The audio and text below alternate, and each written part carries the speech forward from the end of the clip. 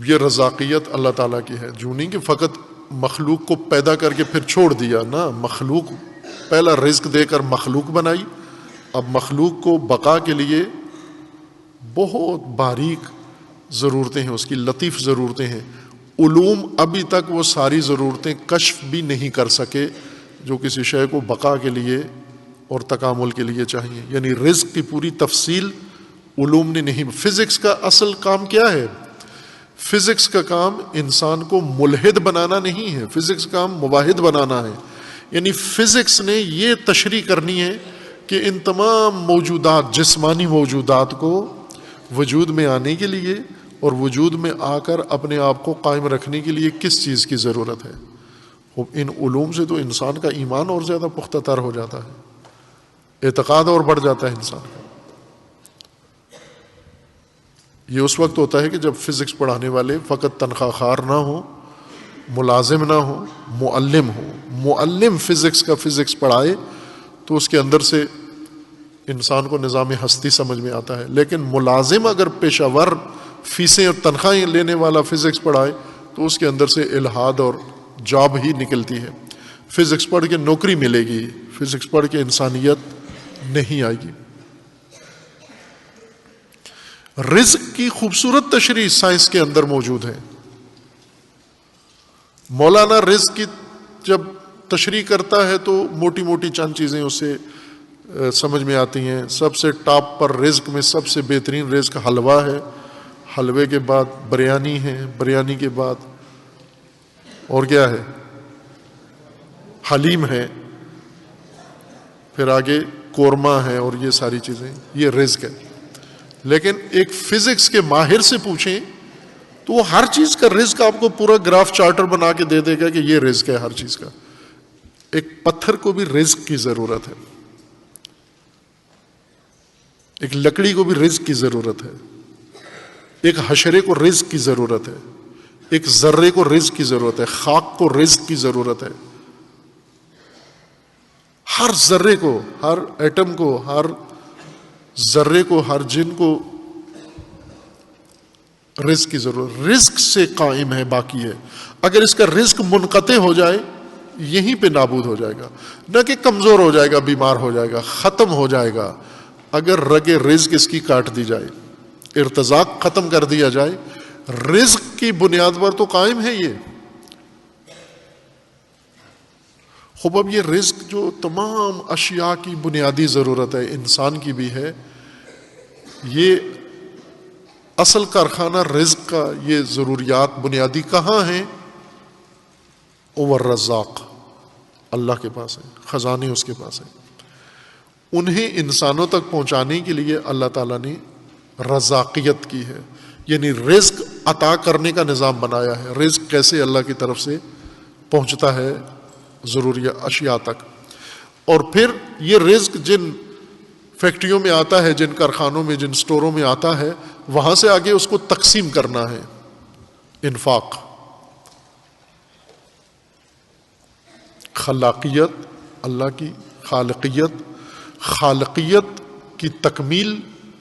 خالقیت ایک ڈپارٹمنٹ ہے نظام ہستی کا. خالقیت نے جو چیز بنا دی ہے، کارخانہ خالقیت میں جو چیز بن گئی ہے، اب کارخانہ رزاقیت نے اس کو آگے بڑھانا ہے.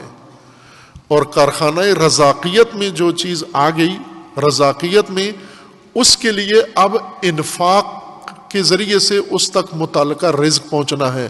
وَمِمَّا رَزَقْنَاهُمْ يُنْفِقُونَ. اب یہ رزق ہم نے تمہارے پاس جو سٹور کیا ہے، بندرگاہ کی طرح کنٹینر سارے تمہارے اندر، تمہارے گھر میں اور تمہاری فیکٹری میں لے آئے ہیں، یہ تقسیم کے لیے ہیں، انفاق کے لیے ہیں. ان کو پہنچاؤ ان مرزوقوں تک، چونکہ رزق ہے یہ رزق سارا وہاں پہنچاؤ. رزق بقا کے لیے ہر چیز، خواہ وہ مادی ہو، جسمانی ہو یا غیر جسمانی ہو. اگر ہم رزق کو اس وسعت کے ساتھ دیکھیں تو غلہ سب سے حقیر رزق ہے، سب سے گھٹیا رزق غلہ بنتا ہے. انسان کا رزق بہت اعلیٰ درجات بھی رکھتا ہے اور مراتب رکھتا ہے. ان مراتب رزق سے انسان بہرمند ہو نظام انفاق کے ذریعے سے۔ خوب اب آپ دیکھیں انفاق قرآن نے کہاں جوڑا ہے، وَمِمَّا رَزَقْنَاهُمْ يُنْفِقُونَ، اور رزق کو کہاں پر رکھا ہے کہ بقا کا ساز و سامان، بقا کا جس کے اوپر دار و مدار ہے، وہ بنیادی اساسی ضروریات وہ ساری مخلوق کا اور انسان کا رزق ہے، اور یہ اللہ تعالیٰ کا نظام ہے۔ اب آپ توجہ کریں کہ دراصل انفاق کا مطلب یہ ہے کہ انفاق کا معنی یہ بن گیا اللہ تعالیٰ نے جس کو یہ رزق عطا کیا ہے، یعنی ضروریات اس کے سپرد کی ہیں، اس کے حوالے کی ہیں، اور اس نے آگے انفاق کر کے تقسیم کرنی ہے سب تک۔ انفاق کرنے والا دراصل اپنے آپ کو نظام الہی کا جز بنا لیتا ہے۔ جس طرح ملائکہ اللہ کے نظام کو چلانے کے لیے کارندے ہیں، عملہ ہے، سٹاف ہے، ملائکہ کے ذریعے اللہ کے ارادے عملی ہوتے ہیں، تکوینی ارادے، تشریعی ارادے انسان کے ذریعے۔ ملائکہ مجبور ہیں اللہ کے ارادوں کو عملی کرنے پر، انسان آزاد ہے اللہ کے ارادوں کو عملی کرنے پر۔ اس لیے یہ اگر اللہ کے ارادے نافذ کرے تو ملائکہ اس کو سجدے کرتے ہیں، اس کو اپنا امام بنا لیتے ہیں۔ تو بڑا ہے بھائی، تو انسان گریٹ ہے، کیوں؟ ہم تو مجبور ہیں، ہمیں اجازت ہی نہیں ہے ارادہ خدا کو ترک کرنے کی۔ تجھے اختیار دے دیا گیا ہے، تو پھر بھی وہی کام کر رہا ہے جو ہم مجبوراً کر رہے ہیں۔ بڑا ہے نا انسان۔ انفاق کرنے والا اللہ کے نظام رزاقیت کا حصہ بن جاتا ہے، جز بن جاتا ہے، اللہ تعالیٰ کے سٹاف میں آ جاتا ہے، اللہ تعالیٰ کے کیڈر میں آ جاتا ہے۔ جو اللہ نے نظام بنایا ہے تشریعی، یہ اس میں آ جاتا ہے، یہ کارندہ خدا کا ہے، یہ اللہ کی رزاقیت کا جز بن گیا ہے۔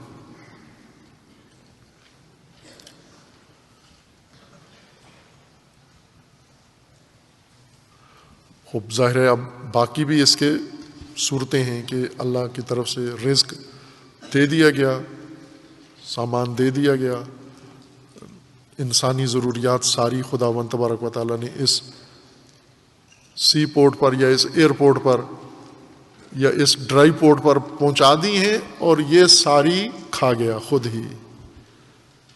اس کے لیے بھی قرآن نے کھاتا کھولا ہوا ہے۔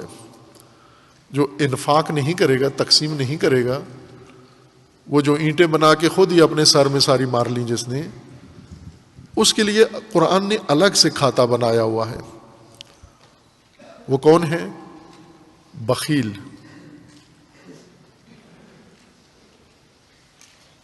بخل میں مبتلا، اور بھی اس کے لیے بخل سے آگے بھی داستان ہے، اصنام باس میں انشاءاللہ اس کو ذکر کریں گے۔ بس انفاق کا موضوع رزق ہے، رزق کو انفاق کرنا ہے، رزق کی تقسیم کرنی ہے، رزق کی ڈسٹریبیوشن کا نام انفاق ہے۔ رزق غلہ نہیں ہے، انفاق بھی خرچہ دینا، غریبوں کو انا دونی دینا، یہ نہیں ہے۔ انفاق جو اللہ نے دیا ہے اسے اس منزل تک پہنچا دو جس کے لیے دیا ہے۔ پورٹ پہ پڑا ہوا کنٹینر کہاں پہنچائیں؟ خوب جہاں پیداوار والے نے بتایا ہے، مالک نے، فیکٹری کے مالک نے کہا ہے کہ یہ فلاں ملک پہنچ جائے، تو فلاں ملک پہنچا دو۔ یہ کیسے پہنچائیں؟ راستے اللہ نے بتا دیے ہیں، راستے اللہ نے مقرر کر دیے ہیں۔ وہ راستے نفق ہیں، انسان نے اس نفق میں اللہ کی دی ہوئی چیز کو ڈال دینا ہے، یہ انفاق ہے۔ اور وہ چیز جو اللہ نے انسان کو دی ہے وہ رزق ہے، اور رزق ہر شے کی بنیادی ضرورت ہے، حیاتی ضرورت کا نام رزق ہے۔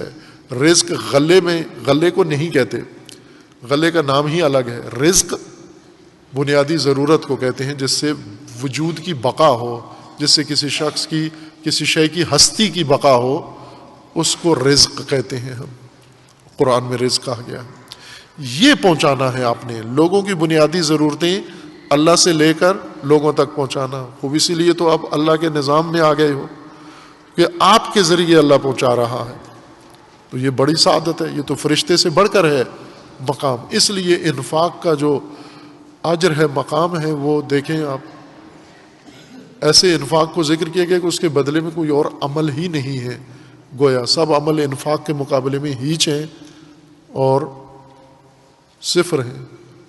اس طرح انفاق کو خداوند تبارک و تعالیٰ نے ذکر فرمایا ہے، باقی بعد میں انشاءاللہ۔ وصلی اللہ علی محمد۔